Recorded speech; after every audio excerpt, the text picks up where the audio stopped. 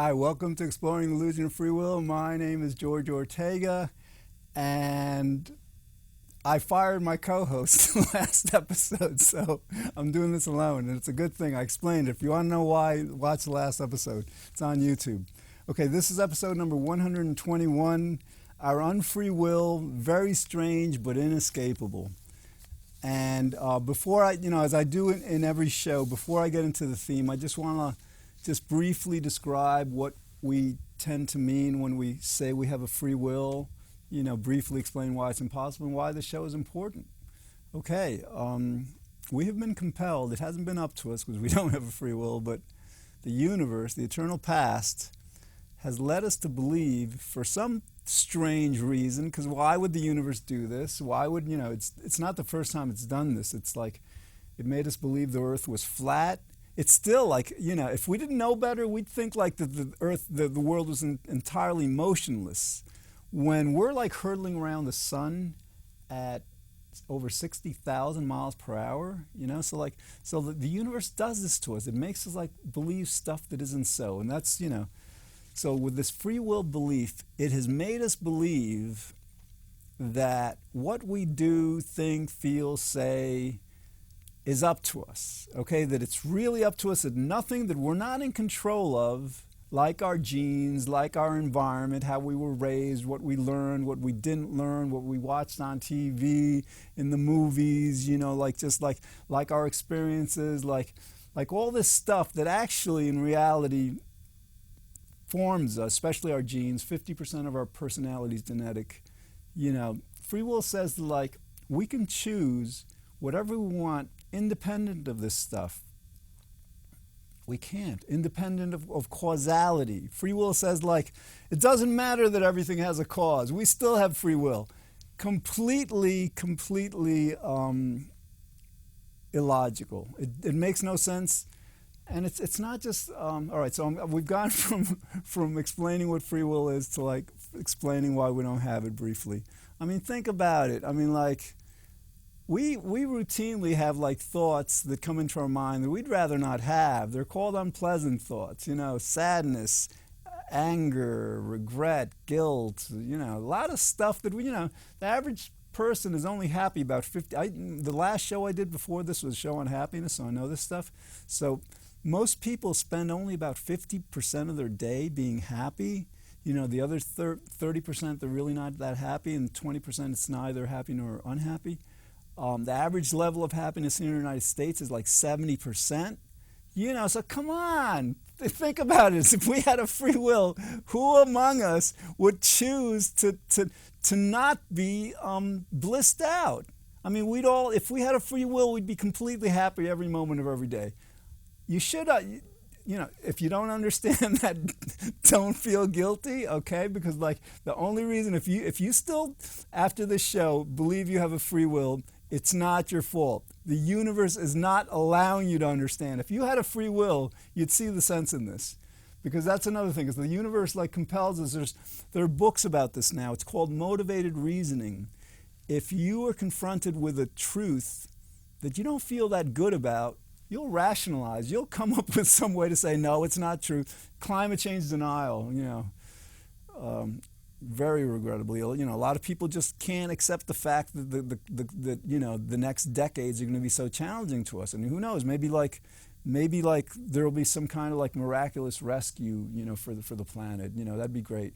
But in general, there is a mechanism in us that if it's a belief or something, a fact that we can't deal with, we can't handle, we don't like at all, there's a mechanism within us that will make us discount it, make us refute it. And again, this isn't up to us. This is how we're created. Okay.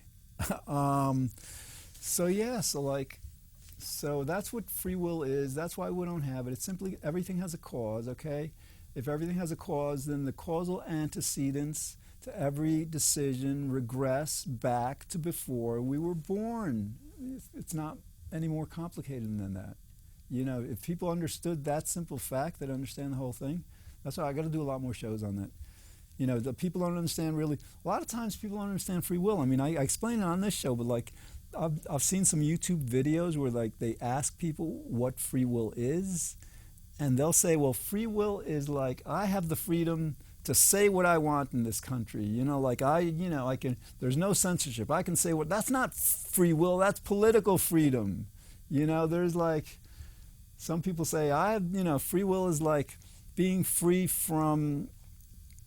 Nobody's making me do what I do. I'm doing it of my own free will. Nobody's making me. That's not free will. That's like, it's not another person that's making you do what you do. It's like your genes and your environment, your heredity. It's causality. It's not a quote unquote person. All right. So anyway, so people like, a lot of people don't understand free will, but a lot of people also don't understand causality. So I got to do a lot more shows on this. All right.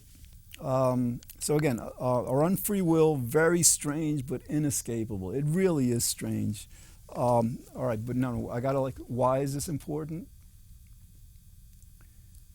As strange as it is, our world, like very few people understand this. The atheists are getting this. I check out YouTube for videos and stuff, and the atheists, because the atheists, like in Christianity, Judaism, like there's certain religions where like if you do something wrong, you're here for like 80 years and you do something wrong. It could be horrible. A lot of people like George Bush, our former president, he thought that Iraq was involved in 9/11, and he thought that they had weapons of mass destruction.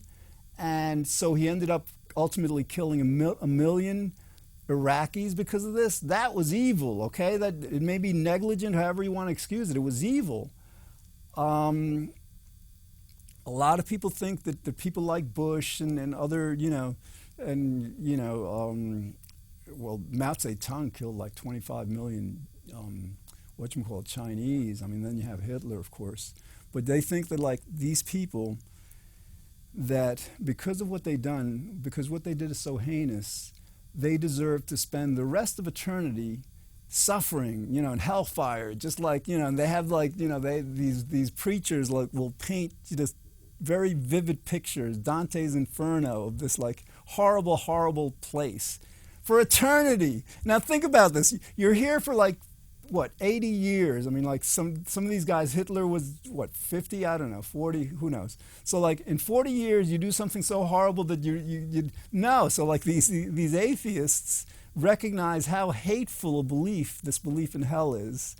And because a lot of them went to Catholic school or whatever, with Judaism, it's in basically the religions. So they understand that. And so the atheists have a very compelling reason to understand why free will is an illusion. Because to the extent people understand that free will is an illusion, fine. You have religion. Religion is wonderful in a lot of ways. It brings people together. But most of the religions are dead. Judaism's dead, Christianity's dead, Islam is dead. Why are they dead? Because they believe what some guy said 2,000, 4,000 years ago, and they refuse to listen to anything else. In other words, like a lot of people believe that the first woman was pulled out of the rib of the first man, this guy Adam, okay, in this Garden of Eden 6,000 years ago, all right? So it's insane. They're just basically like, we need to like bring our religions back to life, back to truth, not have them mired in the past. So that's why this is important. It's like to the extent we understand that we don't have a free will, that the world is completely deluded, we can go about fixing it. If we continue to believe we have a free will, well, again, no. The reason it's so important, like for the world to get this fundamental fact of who we are as people completely wrong. You couldn't get it more wrong. It's just like it's mind-boggling. It's not good. It can't be good. All right. I got to do more of a show on that. All right. So again, all right. It's very strange, but inescapable. Why is it strange? Because it leads to a lot of questions. This isn't on my outline, but I just thought of this. It leads to a lot of questions. Like if nothing is up to us, because like a lot of times, like under the free will delusion. We say, well, life is about growth. Life is about becoming a better person. We're going to become a better person in this world, and then we'll go to another world, become better. This is like the Buddhist idea. We get better and better and better, and then, we end up like God or something. I don't know. But and that's a nice thing to think that, life has purpose. That we're here. But that's the thing. To the extent that you understand that free will is an illusion, that purpose vanishes. I mean, if everything you do, if every good thing, every level of growth you achieve, none of it was up to you, then life isn't about, fundamentally for us, becoming better people. That may be what the universe intends for us, because that actually is, because even though there's a lot of evil that you would think, in certain cases, we're the most horrible generation, these last 100 years than ever, because human beings have been around for 2, 3, 4 million years, maybe 5 million years, whatever. But over these last couple of 100 years, the way we treat farm animals, the way we've treated other human beings, this goes back, with the human beings, it goes back several thousand years, with slavery and stuff. But we're horrible people, so the reason I say that we're evolving, we have one of the reasons we don't have a free will is because we have these imperatives. In other words, we can't but seek pleasure and avoid pain. That's what we do. That's what all biological organisms do. We seek pleasure, or the most pleasure, and we try to avoid pain as much as we can. We don't always succeed. We don't always predict that what we do is going to bring us pleasure. We make a lot of mistakes about this, actually. But that's our basic drive. And another basic drive we have is we seek to do good. And the point I'm trying to make now is that. So hopefully, notwithstanding what we're doing to the animals and other people, that as we go from year to year, decade to decade, century to century, if we survive climate change, we're going to be much, much better people. But it's not our purpose. That's what the universe wants of us, okay? In other words, we're manifesting the universe. All right, I'm getting back to my point. We're manifesting the will of, as far as we know, the Big Bang. And it doesn't make sense because, because there was something that caused the Big Bang, and there was something that caused what caused the Big Bang, and there, so this chain of cause and effect, this causality that makes free will impossible, goes back in time. It transcends logic. We can't understand it. Some things, just because, all right, some people will say, well, if the fabric of reality, if this eternal past doesn't make sense, then, that leaves an opening for free will. No, some things, that's a table, okay? It makes sense that that's a table. I'm sitting right here, if you're watching and listening, that's what you're doing. Some things are not amenable to this argument that not everything makes sense. In other words, we can't have a free will. It's completely impossible under any scenario you can possibly imagine. But some parts of reality don't make sense. Again, the world. It's everything goes back eternally into the past and never stops, presumably, because it doesn't make sense because we think it must have begun at some point. All right, but anyway, so the idea with this is when I explain this, I'm kind of replacing God with the Big Bang, but for a lot of the rest of this show, I'm going to talk in terms of God, because here in the United States, about 80% of us, 80-90% are religious. We may not be so very religious, but we are. We believe in God, and also I'm a pantheist. I prefer, because I'm a person, I can see the universe, reality, the Big Bang as a thing, or I could see it as a person. I can personify it. And I'd rather personify it because I'd rather be I'd rather be doing the will of this person thing than this thing, Another reason, actually, this isn't just a preference. It makes sense because right now, having thoughts, I'm speaking thoughts, you're understanding them. I have purpose. There's a purpose to this show. There's a purpose to my life. It's not my purpose, all right? And that's the thing, it's not my purpose. So, if you have purpose to your life, if everyone has purpose to their life, but we don't have a free will, meaning that it's not really our purpose, that means it's got to be the purpose of the universe. Some atheists will say, well, no, the universe is not conscious, the universe can't have purpose.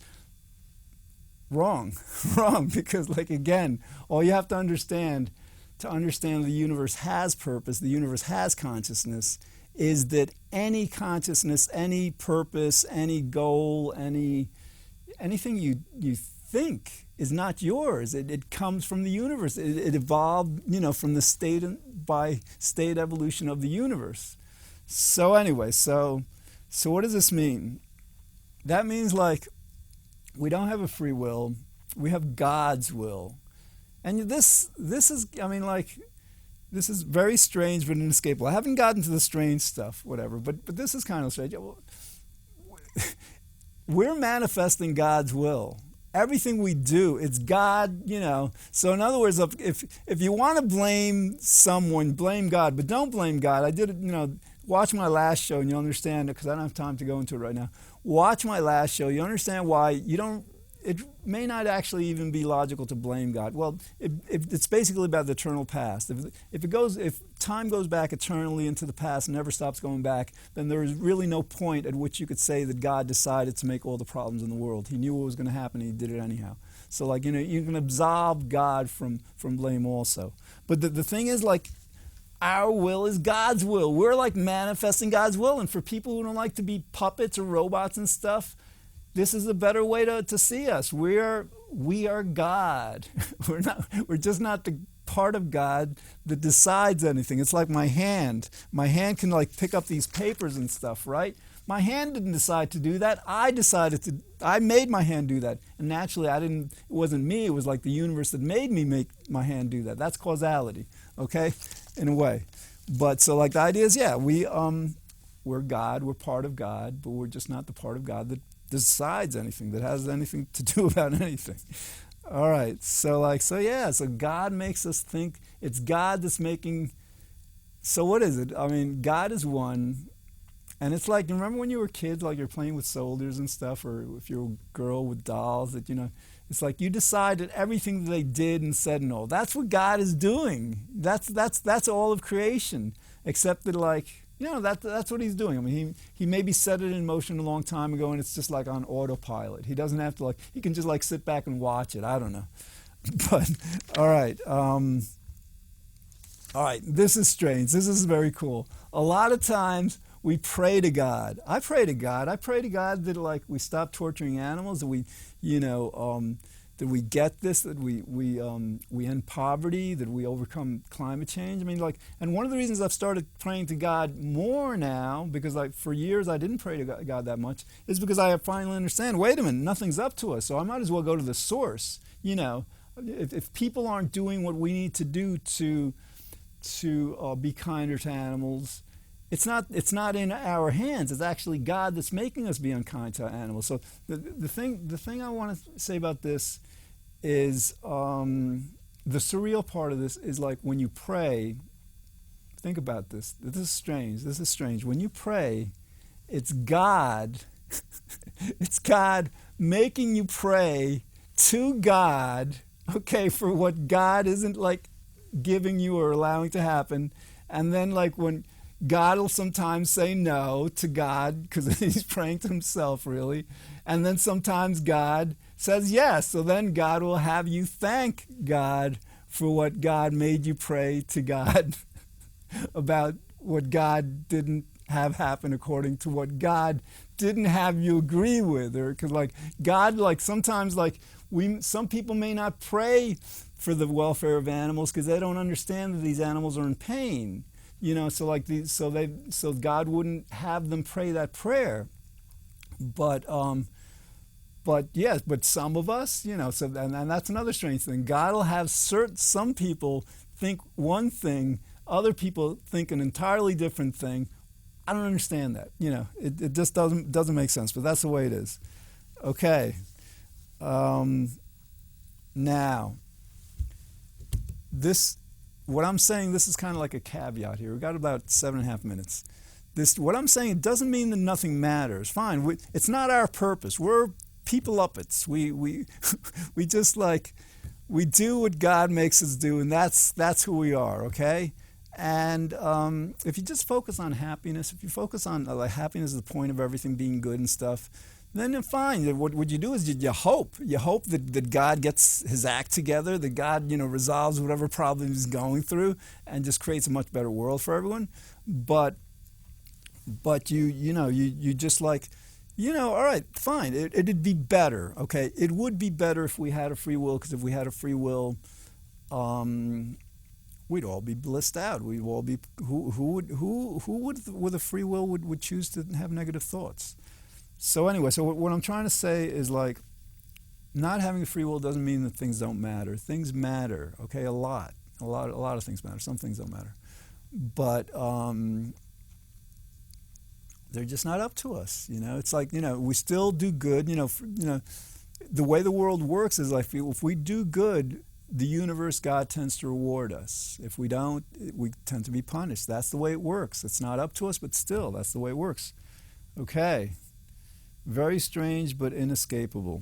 It's inescapable because causality. You can't causality, that's it. These philosophers, PhDs, they don't get this. There's a position in philosophy called compatibilist. These philosophers say that they accept and understand causality, yet they believe we have a free will. There's only two ways you can do that. One is they're saying they accept and understand causality, but they don't. Because if you understand causality, you understand that the causal antecedents to every decision regress back to the birth of the decider, meaning that nothing that the decider does is actually their decision. Or the other thing that compatibilists do is they change the definition of free will. They say, well, I have a free will if I can feel what I want to feel, if I can do what I want to do. First of all, that's not what free will means, but even that is a failed definition, because you don't get to choose what you want to feel. You don't get to choose what you want to do because of this causality. They don't understand that. But what I'm trying to say here is these philosophers don't, if somebody's got a PhD, especially in philosophy, it's if they got a PhD in a hard science like physics and stuff, and they're not interpreting it, because even the physicists, when they interpret their work, they're not all that bright a lot. But with the hard sciences, you can't argue facts. I mean, quantum mechanics, computers, all right? These guys know their stuff. But when it comes to this basic logic stuff, don't assume that these philosophers, because they have PhDs, know what they're talking about. Because the only thing I can think of to explain it is some of these guys have very good memories, so they go to class, they go to college, and they remember what they read, but they don't really understand beyond the whatever. All right. So anyway, the main thing is God lied to us. God lied to us. He lied to us. Why did he lie? I don't know why. He's done this before. I explained this before. We think that we're motionless when we're hurtling around the sun at 60,000 miles per hour. We think that he had us think that we were the center of the universe at one point. He had us think that that the world was only 6,000 years old at one point, when a lot of us still think that. So why does God, the universe, lie to us? Because it's a lie. It's a lie. I don't know. That's like asking, why. The only problem with reality is pain. Think about this. God made a mistake. He made one mistake in the universe. It's pain. Because if he hadn't made a mistake, I wouldn't be doing this show if I didn't understand that this illusion of free will causes unnecessary pain. It causes unnecessary blame, guilt, arrogance, envy, and all that stuff. So anyway, but God lied to us. I don't know why he lied to us. Hopefully finally he's getting us to understand this, because he does this in his time, whatever, But anyway, all right, whatever.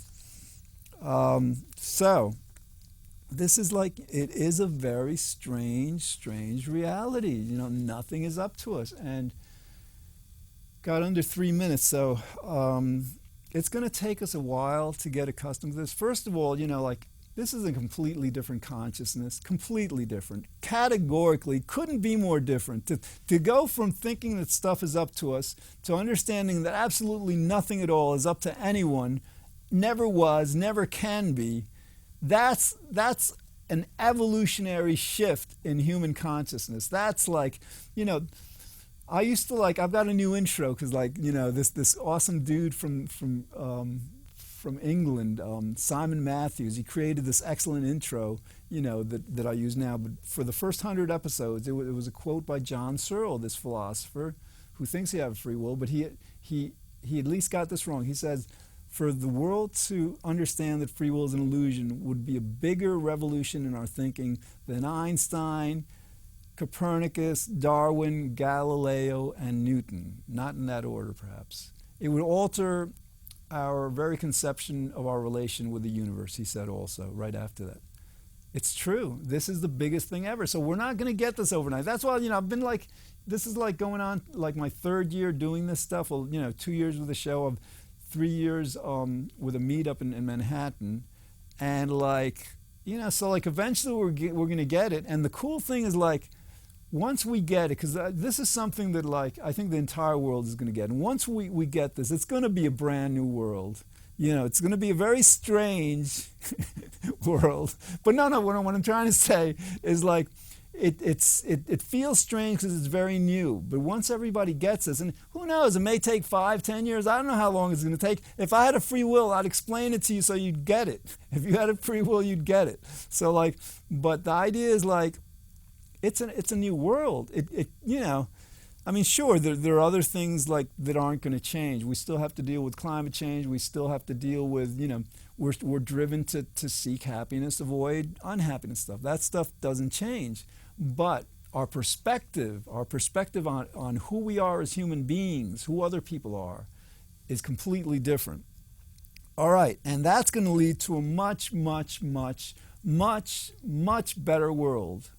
I hope, because because you can't know, but you can predict. You can predict that with all the blame and all, without all that stuff, it's going to be a better world. All right, this is George Ortega saying thanks for watching, and I'll see you again on Exploring Illusion and Free Will. Thanks.